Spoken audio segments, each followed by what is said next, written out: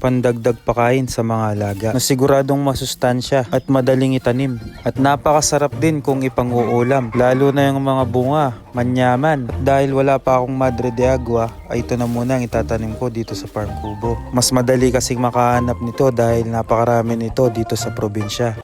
Ito yung napatayo ko nung nakaraan ko, konti pa lang kasi wala pa tayong masyadong pagkukuhanan ng mga dahon ng malunggay.